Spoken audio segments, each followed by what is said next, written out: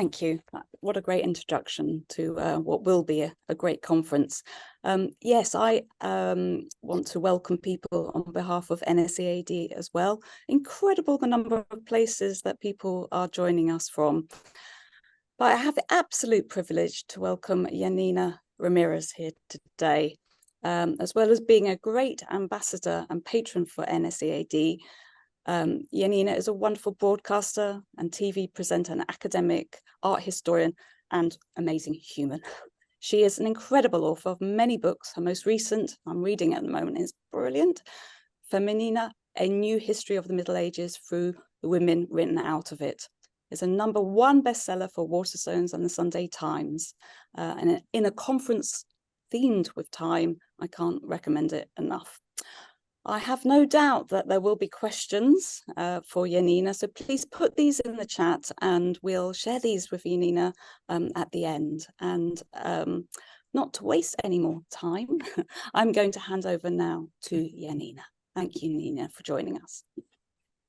Thank you, Sophie. Thank you, Claire. What a wonderful introduction there to what promises to be an incredibly exciting conference. I am proud to be a patron and supporter of NSEAD. I think that as we were hearing in the introduction there, we do live in precarious times. And one of the ways that we can empower the next generation going forward is to show them that life isn't simply about the nuts and bolts of existence, that art, design, beautiful things, the humanities, they are as worthy, if not more so, of carrying us through these difficult times. So I 100% support everything you're doing, and I hope you have a wonderful couple of days. Now I'm going to share my presentation with you. And as you can see, I'm going to be bringing art and time into this presentation. We will be going across a lot of time. And I know sometimes this can be a thing that's difficult when teaching, that you can teach students about lived history. You can go back, say, 2 millennia, you could talk about documents. But when you start going back into prehistory, going back 8,000 years, 10,000 years, 20,000 years, it can get confusing and baffling. So I want to start thinking about some ways we can do that. And I want to do that through the lens of women. And the title of my talk today is how writing women back into history can actually help us build a better future. So it's about changing the lens and looking in different ways. I'm going to start with a quote that I opened my book with. It's, I think, a beautiful quote. Please remember, this is 800 years old, this quote, but I think it is as inspiring today as the day it was written. I am the fiery life of divine substance. I blaze above the beauty of the fields. I shine in the waters. I burn in the sun, moon, and stars. This is a quote by Hildegard of Bingen, an extraordinary polymath who was working in what was known as the 12th century Renaissance in Germany. I will talk a bit more about her towards the end of the talk, but I wanted to start with her quote because I want us to see through these women that I'm going to talk to you about different ways of creating beautiful art within societies that support women and support creators. This is me in my various guises. I should say different hats that I wear, but I'm only actually wearing one hat here. But yeah, as Sophie very kindly said at the beginning, I do lots of different types of work. I have been making documentaries for the BBC for 15 years, it transpires, I realised the other day, including documentaries on Julian of Norwich, discovering the medieval mystic. I'm hearing just some sounds there. Would everybody mind putting themselves on mute? Hello. I will power through. And I've also written books for both children and for adults. So you can see two of my big history books there, Private Lives of Saints and Femina, but I've also written both novels, fiction and non-fiction for children. Now, when I'm asked by my Oxford colleagues, why do you waste your time writing books for children? What I say is, why wouldn't I write books for children? Otherwise, I will have an empty lecture theatre in a few years' time. So I am heavily invested in writing for people of all ages. Now, let me take you back through time and space. I'm taking you to Anatolia, to Turkey, to the desert plains of Anatolia, where in the 1960s and 70s, Jimmy Mellott, the archaeologist, led a team of investigators to uncover what he saw as a sequence of mounds in the sand. Now, what he found underneath these mounds in the sand has redrawn our understanding of civilization. We have traditionally been told that human civilization, humans cohabiting, living together, living in in settled places rather than nomadic, rather than moving around, begins in the Fertile Crescent, that area that is so in our thoughts at the moment, stretching across Palestine, Israel, and through Iran, Iraq, that area. And that habitation there begins probably about 6000 BC. Well, this site changed all of that. This is Çatalhöyük in Turkey, and it dates back over 8,000 years. And at this site, Jimmy Mellott found the world's first city. So can you see in the bottom right of the screen, there's a reconstruction of what Çatalhöyük would have looked like. Above it is a photograph I took when I was filming there the year before last. Now, even since I took this photo, this site is deteriorating. It is a tragic situation when you do evasive archaeology, that the minute you break the ground, you are exposing that site to the elements. Çatalhöyük's buildings were made out of mud bricks, which are incredibly delicate and are literally blowing away before our eyes. They are being reinforced, propped up, but it is a matter of time before this site is no longer visible. But from the excavations that were done, Jimmy was able to reconstruct the city and have a look at what it was like. It's not dissimilar to our cities today. People living in very close proximity, houses pressed up against one another. There were even communal rubbish pits, dumping pits. So people would take their rubbish out, put it in the communal pit, whitewash their houses every year, keep everything spick and span. But one thing you'll notice is missing, and that is roads, streets and roads. How did people get around Çatalhöyük? Well, they moved across the rooftops of the houses and dropped down ladders to get in and out of each other's houses. So through the archaeological investigations, we can really understand what this place was like. You can see, they were able to cultivate the land. They were investing in agriculture, in crops, and you can see the river there running alongside that would have been such a life source for the people living in Anatolia, in Çatalhöyük. But why am I telling you about Çatalhöyük in relation to women and in relation to art? Well, something very remarkable came out of this site. The people of Çatalhöyük were burying their dead underneath the ground of their houses.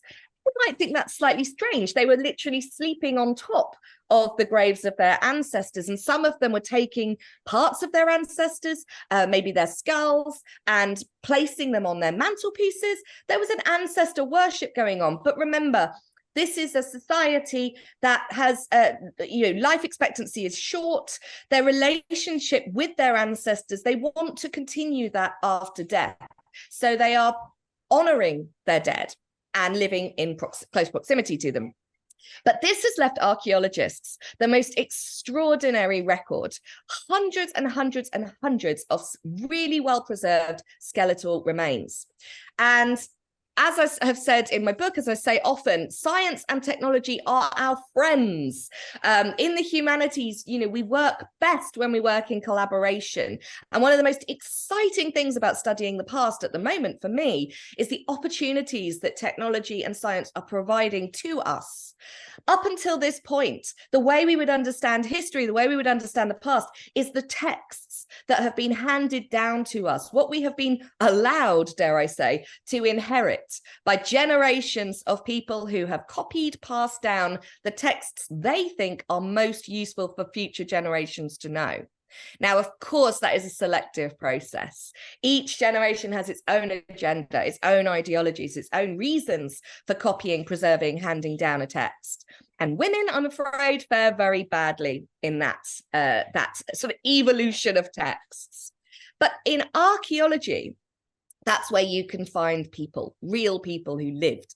And it's not just about the good, the great, the rich, who of course leave a bigger mark on both the artistic and written records. It's about everybody. So I feel by going into archaeology and seeing it as our friend, we can find the people from the past that are most like us. We can see truer pictures of what it was like to be alive.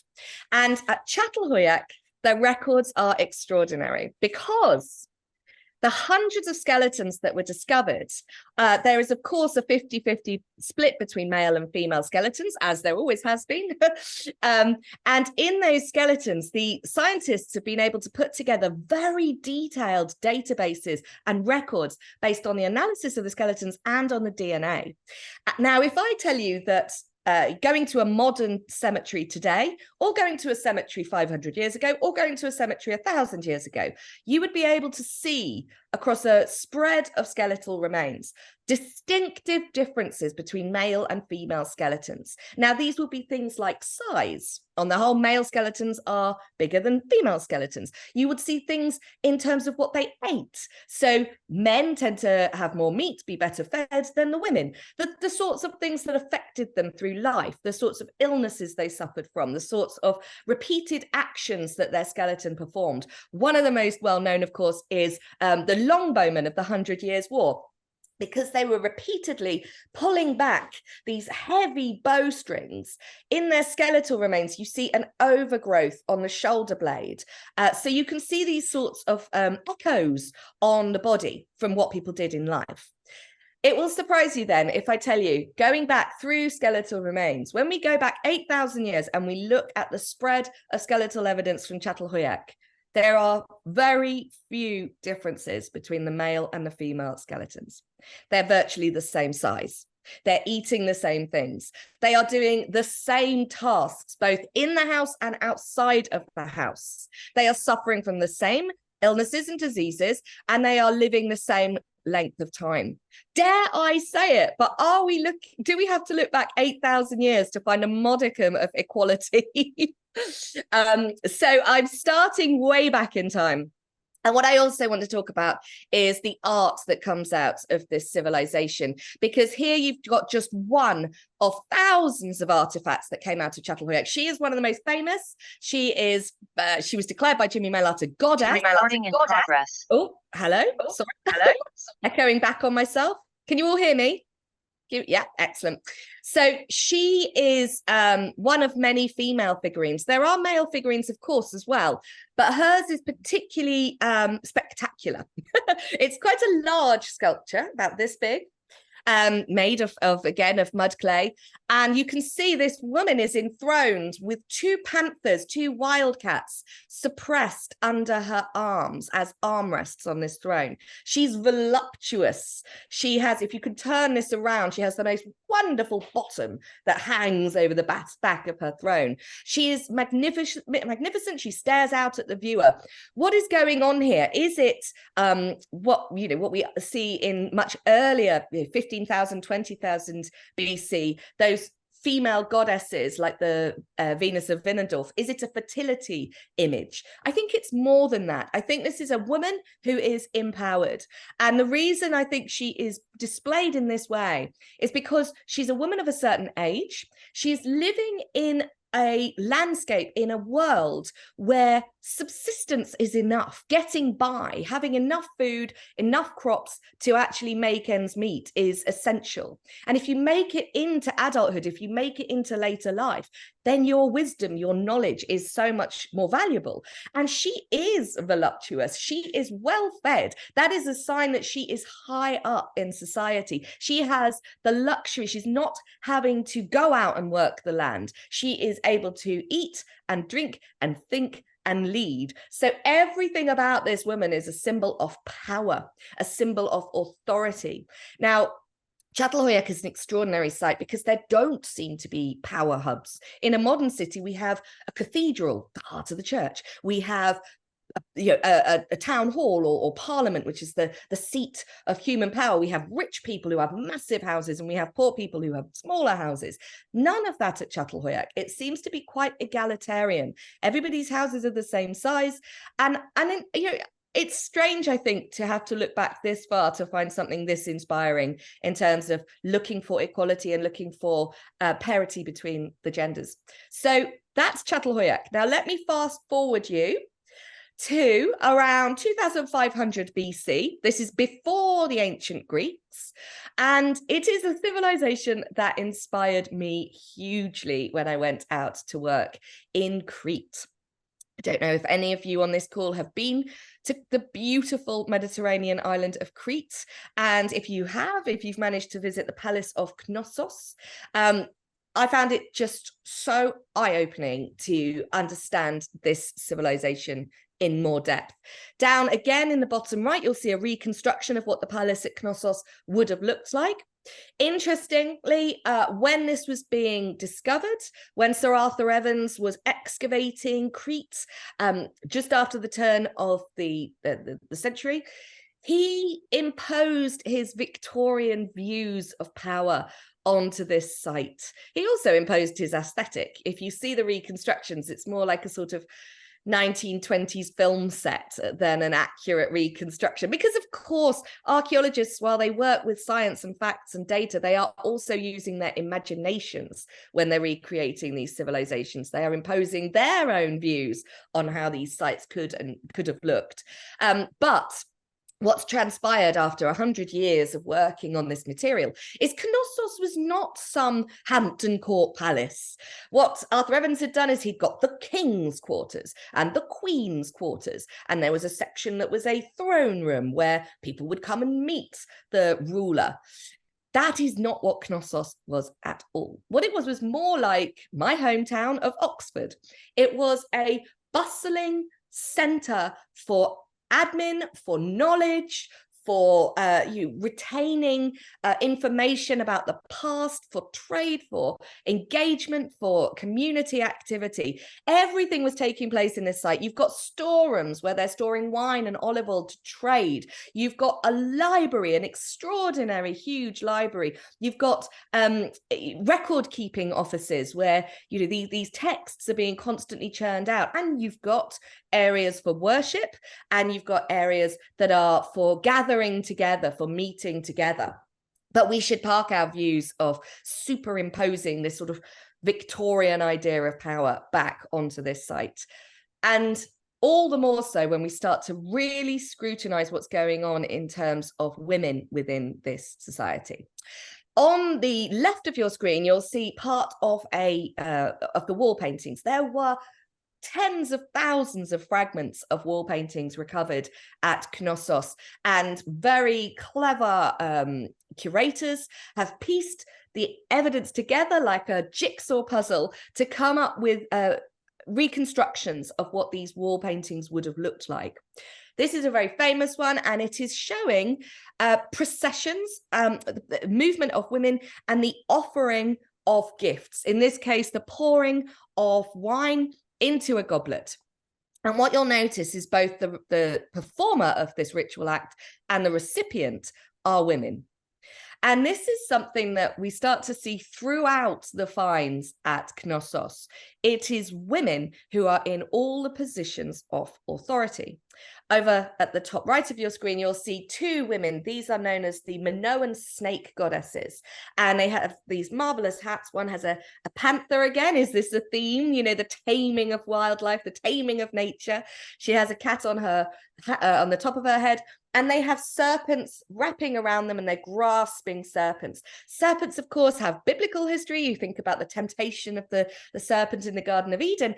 But much earlier on, serpents carried symbolic meaning, because think what a snake does. It sheds its skin. And to people of the past, this idea of an animal removing its old skin and emerging new and fresh was seen as something to do with resurrection, the idea of new life, emerging into new life. So snakes and serpents have deep symbolism going back across time. And here they're again wielding these serpents. It's a symbol of authority and power. These are not women being reduced simply to being fertile or to being mothers or to being, the creators of new life, which of course runs through these images of women across time. These are symbols of authority. And when you start to look at Minoan art, if you take one thing away from this talk, everybody that's here, please introduce your students to Minoan art, because for me, it is some of the most exquisite art of all time. You can see here in the bottom left, the Minoan costume. If I just go back one slide, the Minoan costume, we could call it a wardrobe malfunction today, but the way that the women are represented is with their breasts on display and then a sort of corset around their center. And you can see that again in the beautiful female in the bottom left. And here you've got the woman in the middle. She is shown with this very pale skin. And then the men are either side with their hands up, honoring her. So she is in the position of authority in the middle. When we do have representations of men in Minoan art, they tend to be occasionally in some sort of military defensive role, or they are athletes. This scene you can see in the top left is the famous bull leaping scene that was found on one of the wall paintings, where you can see that a man is flipping himself over a running bull. Could they do this? People have tried to reconstruct it. I don't recommend it.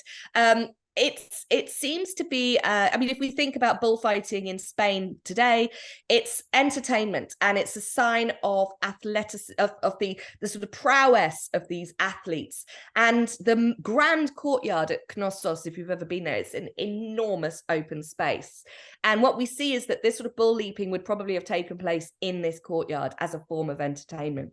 But women are appearing again and again and again through Minoan art. Here you can see the three graces up in the top right-hand corner.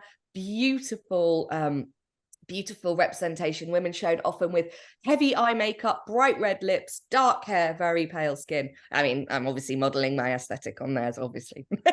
But outside of this idea of women in positions of authority and how that's represented in art, I also want to draw your attention to the two pots that are in the bottom right-hand corner.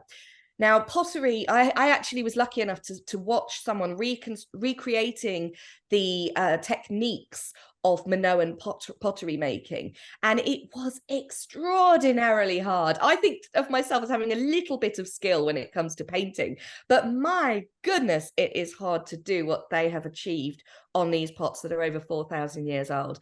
First off, they're celebrating their environment. They're an island. The sea is their harvest. You know, they are showing the octopus. They're showing creatures and plants off the sea. The way this octopus's tendrils reach out and sort of creep around the pot, it's very sophisticated. But even more so, I'm hoping you can see the other pot in the bottom right. This is actually a sequence of reeds.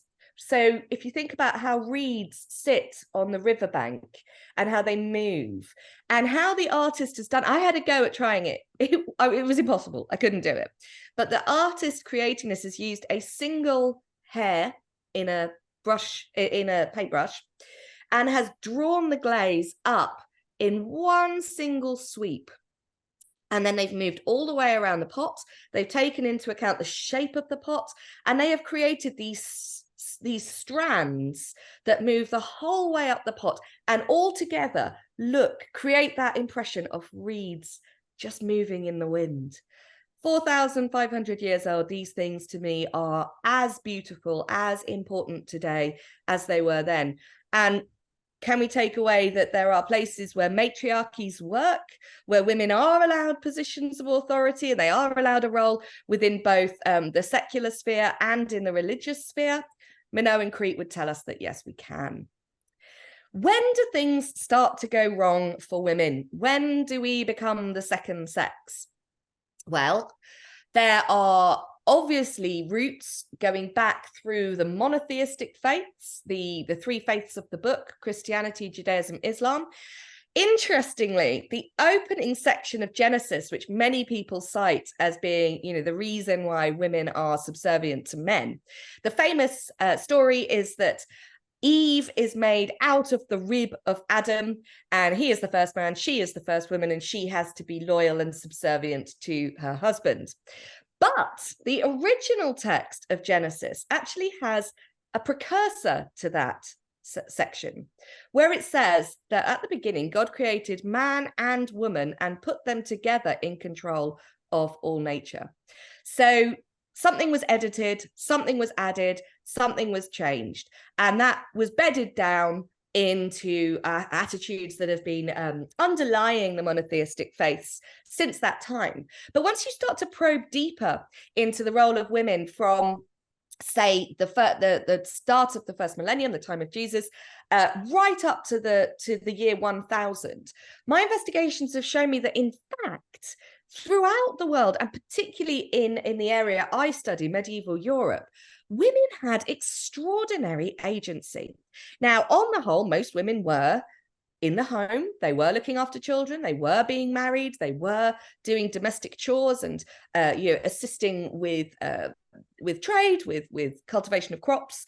But if we turn our eyes to Western Europe and that Christian period, particularly from about 600 to 1000, what we actually see is women found an opportunity. And the opportunity came from what we might think of as one of the most patriarchal institutions in the world, the Catholic Church. Because while the majority of women were were marrying, having children, settling down, there was an opportunity for women to enter into monastic orders. Now, they could go into double monasteries. These were where men and women lived alongside each other.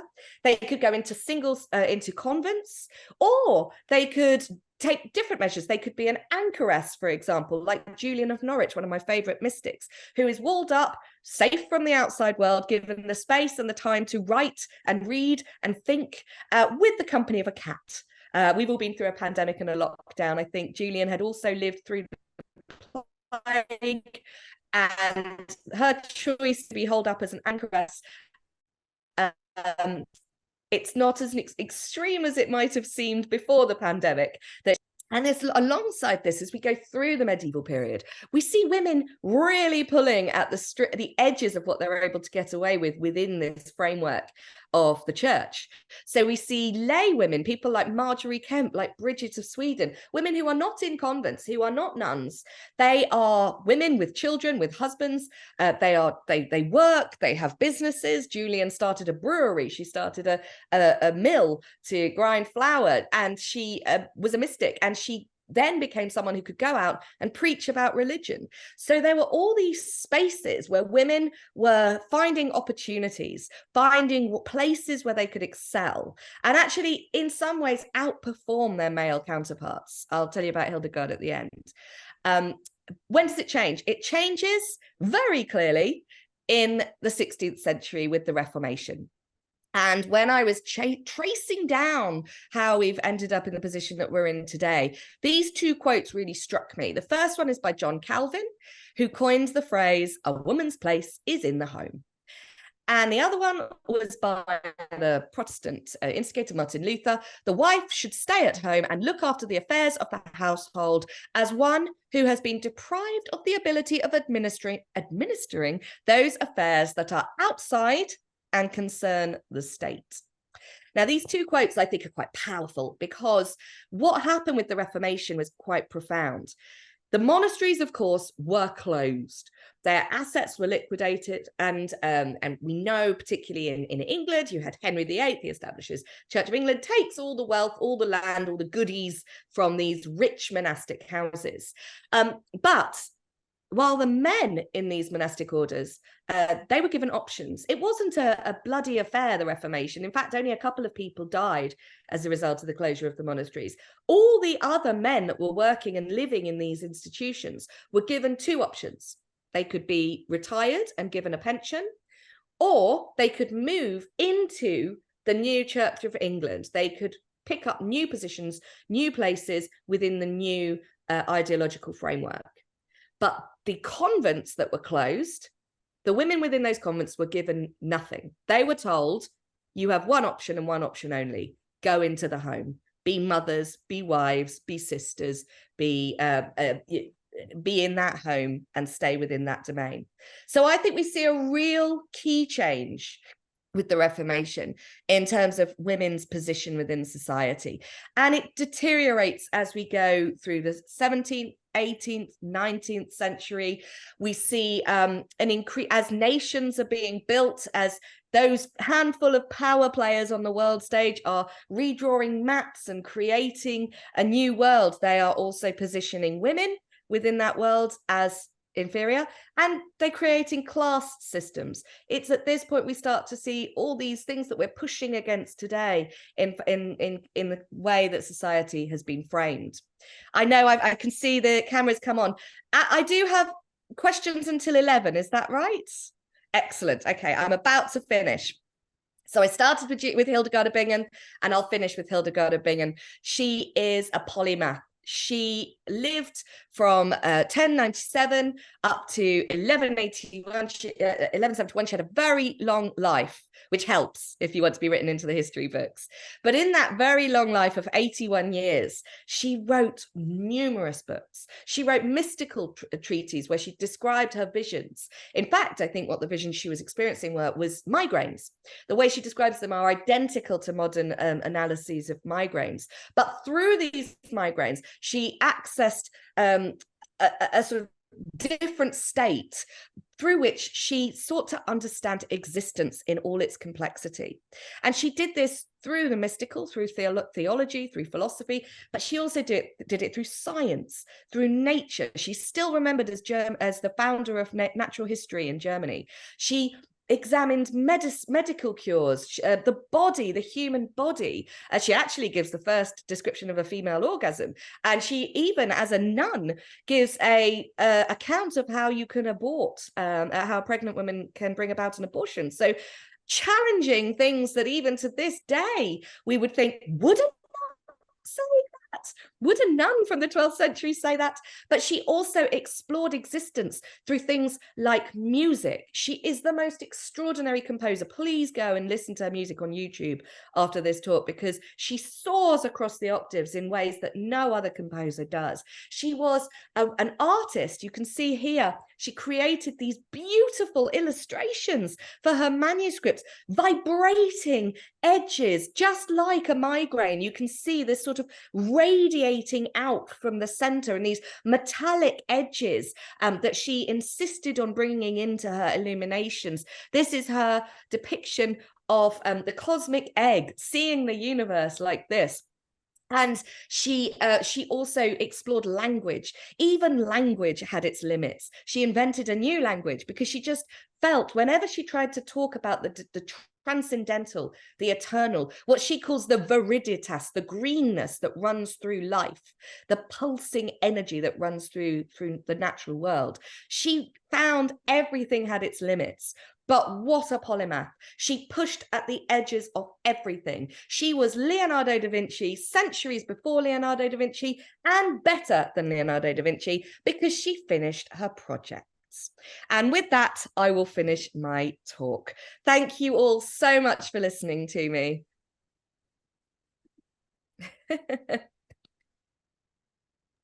Oh, Janina, that was absolutely fantastic. And I think I can say for everybody, I wish that you were carrying on and on. You are a rich storyteller. And in fact, you share the stories of so many people. You share the stories of equity and inequity. And I think listening to and learning from, whose story are we looking at, or what are we learning from the arts, or in this case the art and design and the crafts that are made. So thank you so much. And in fact, we have had questions in the chat, and people, honestly, your praise is, and your brilliance is right in there. Thank you. I could have done another few hours, I think. That's the problem. Once I get started, I sort of just keep going. You're actually an amazing storyteller. It's incredible. And I have to say, there was a question that came in first of all, and I'm going to go straight to that, if I may. And it's from Kevin Dalton Johnson, an NSCAD member. And he has asked, at this time, this is when I think we were particularly looking at the images in Crete. At this time, was the lighter skin colour a sign of beauty? Could this be an early sign of a caste system? Oh, very, very good question. It's something that art historians have been grappling with in Minoan art, because you do see these two very distinct skin tones. It's not always divided between men and women. Sometimes you'll see the women with the darker skin tone, sometimes you'll see the men with a lighter skin tone. Even in that bull leaping image, you saw two men that had the darker skin tone and one that had the pale skin tone. I think it is definitely a sign of nobility, and a sign that, because the way that they're getting this whiter skin is by using a lead-based powder that they're rubbing onto their skin, and that is what is making it look so very, very white. And the women who are in positions of performing rituals, who are higher up in the, what it seems like in the social system, they seem to have the much, much paler skin. So it's an indication of beauty, but also an indication of status. And I think that, I think it's definitely a way of seeing social divides within this quite complex civilization. So very well spotted, and more work needs to be done. Obviously, we're still struggling to translate a lot of the texts from Knossos. We've managed to decode some of them, but there are a whole wealth that could contain really revealing information that we still can't translate. So more to come, I'm sure. Okay, thank you. That was a fantastic answer as well. We have another question. And it's from Miranda, who's on the editorial board of iJADE. In the 60s, my grandfather was on the Katal Huyak excavation with Jimmy Mellard. Oh. They were particularly interested in the findings of early agriculture at the time. Has the interest in women's equality and arts practice been located as a finding since then? Yeah. Amazing that you have that personal connection to Jimmy, and how wonderful that you have this connection to what was happening at the time. As I said during my talk, archaeologists are as much a product of their own time as they are investigators of the past, and Jimmy was in a way not dissimilar to Arthur Evans in terms of imposing his 1960s 1970s view on what was coming out of Çatalhöyük. So for example, you're absolutely right, the focus on agriculture, the focus on equality. If we think about the trends of the 60s, if we think about sort of the rise of interest in sort of equality and different ways of reading the past, for looking for the many, not the few, that stress on how people were working the land, how agriculture was taking place, was very much in the minds of the archaeologists at the time. There was also a really interesting thread to Jimmy's excavations, which was that in the 60s, there was, of course, this explosion of goddesses and goddess worship and reclaiming the feminine, and this was the rise of the sort of the first wave of feminism. And Jimmy read goddess worship into so many aspects of the finds from Çatalhöyük. Since then, a lot of what he was arguing has been disproved. He wrote a rather difficult book where he tried to see goddesses from the past in Çatalhöyük, right the way through to the present day in Turkey, through things like textile images. And actually he'd faked a few of the images in that book, and his reputation was challenged as a result. But his what he discovered and how he discovered it was extraordinary, and he was one of the first archaeologists to acknowledge all the people on his team, regardless of their background, to admire, to work alongside native archaeologists, specialists on the area. So we've got to give Jimmy his dues. He was a brilliant archaeologist. things definitely have moved on since. There was another team led by Ian Hodder who went out in the 90s and did some very cutting edge archaeological investigations at that point. And since then, of course, DNA analysis and databasing and non-invasive archaeology, sort of using ground penetrating radar, space archaeology even, all of these different technologies have allowed new insights to appear regarding Çatalhöyük. Another site was opened up on the other side of the city, and the work done on skeletal remains on the burials is very recent, and it's still throwing up new evidence. So absolutely, it's so exciting, isn't it, that, you know, our relationship with the past keeps changing. I mean, I know very much as a historian, I bring my own bias, my own time to what I'm doing. I hold my hands up very willingly and say I am a product of this generation, and that's how I am now choosing to interpret the past. But I think by asking different questions, putting different lenses on the evidence, framing it up differently, asking different questions, you know, what happens when we frame up looking from issues of race? What happens when we frame up looking at issues of disability, of class, of background? If we just frame up differently on the same evidence, we can find wonderful new insights. Actually, can I just push you a bit further on that? The idea that we saw beautiful made objects, and Claire Penketh in the chat has said, you know, where did the making take place? Was the making made by, would the phrase artist or maker or be something that was made in Crete, or where did the idea of the skilled person or the skilled person? This is such an interesting question, and you know, we are particularly as a medievalist, I think about this a lot, because of course we don't have art for art's sake. In the case of medieval art, it's usually functional, it's beautiful, the most beautiful thing that an artisan can create, but almost invariably there's a function. So with the Sutton Hoo treasures, it's to hold up clothing. With you know, a reliquary, it's because it's part of a ritual within a church. There's it's not just a painting on a wall, a sculpture. It's not the three graces: painting, sculpture, architecture.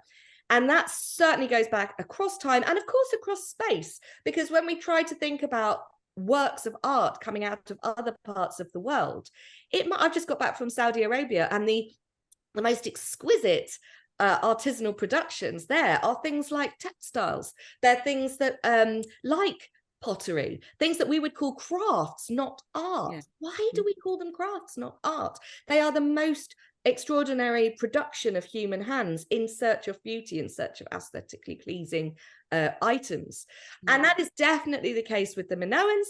You could take it back even further, because I did a documentary on the Lion Man of Stadol, and that is an object that is 15,000 years old, and it is a mammoth tusk that has been carved with the body of a human and the head of a lion. So what this shows us is 15,000 years ago, where we think of humans as nomadic, you know, surviving through hunting and gathering, they were able to create an imaginative world, which wasn't just what they saw with their eyes. It wasn't just, I've seen a gazelle, I'm going to paint a gazelle. They were conceiving of something that doesn't exist, something that is half man, half animal. Their artistic imagination was capable of creating this hybrid creature. Then, in response to your question, it would have taken over 800 hours to carve the Lion Man. Now, who did that? Because think, they're living in temporary accommodation. They're moving through the landscape. They're spending time occasionally in caves where they're returning to for ritual practice. But this individual, and we do think it was made by one person, this individual has somehow been let off his community activities. His community have said to the, or her community has said to her, you can be absolved from gathering, hunting, doing any of the jobs of the group, so that you can sit for 800 hours and make this object. They are making an artwork. They are aware they're making an artwork. What that object goes on to become is possibly has religious function, ritual function, but that, in my opinion, is an artist being given space to create art by their community 15,000 years ago. And I'm certain in the case of the Minoan pottery, I saw the spaces in which these pots are still being made. They are custom built studios, and the people who are there's stages at which an apprentice might do some of the work, then it gets eventually handed to the master artist, the master artisan, who will do these single lines that really no one else can do. So yes, you know, these are celebrated artists in their lifetime. Oh, thank you. Again, I carry on. Deep time and space here, I'm afraid. Sorry, I'm dragging you across the millennia. It's a great response to a really interesting area, especially as we study art, craft and design as a subject. But what would you say art educators who feel less confident bringing prehistory into the art room? Are there productive alliances who are and who are their allies? Sorry. I can absolutely empathize with teachers trying to introduce this material, particularly to younger students. This is deep time and space, and it is extremely hard to conceive of. When I was working on The Lion Man, I think for the first 5 days of filming that documentary, my head was just going, 15,000 years ago, how is that possible? Yeah. I think, again, science is our friend. One of the ways I did it with my own children is I live in Oxford, and I took them to the Natural History Museum, and I showed them the blocks of stone. It's a bit like Minecraft. They have these cubes of samples of different types of rocks, and they're very large, and each one has its time period on it, and some of them go back millions of years, sometimes some of them go back billions of years. And by trying to instill in them that there is deep time, you know, that human existence is so recent, it's just the very, very end of a long trail of nature, of the natural world, and that we are our lived history is fascinating because we have texts, we have things that we can recreate these people of the past, but it takes courage to try and encourage students to think back further and to think back across space as well, geographically different regions. So as I say, I was working in Saudi Arabia, in the Arabian Peninsula, and there I was looking at rock art that's 8,000 plus years old, and thinking about how humans have worked through the natural world. When you're walking through a desert and you could die from dehydration, that idea that an oasis, a well, is somewhere out there, that is, it's almost transcendental, you know, to think about nature and the relationship between humans, the landscape and nature. So I think bringing art into that, because what do humans do? They leave their mark, you know, all the way along these trails, these hostile desert trails. You've got humans drawing pictures of ostriches and giraffes and cats, and they're leaving their mark. So I think that's a way teachers could do it. You could bring in our relationship with the land, with nature, with the natural world, and we've constantly sleep that memory of time and space. I think that might be be Hildegard telling us that our time is. Time is up. Thank you, Hildegard. Yeah, I'm going to say that a huge thank you. The chat is filled with praise and how many people have been so inspired, and thank you so much. I'm going to ask Claire to also now hand over. Thank you. Thank you. Words. Thank you so much. That was absolutely super, and I love the way you brought that round to that, you know, the deliberation on the 800 hours, and you know that awareness that somebody would have been given that time and you know, potentially sort of privileged and prioritized in terms of that and importance, and also really love the ideas around deep time and the challenge of trying to connect. On the one hand, the challenge of connecting with that, but equally the immediacy of those ideas and the relevance to our current circumstances. Just fabulous. That really great. Well, thank you. Listen, I will sign off. Have an amazing conference, everybody. Keep up the incredible work, NSEAD. I think you're an amazing organisation. Thank you, everybody. Thank you so much.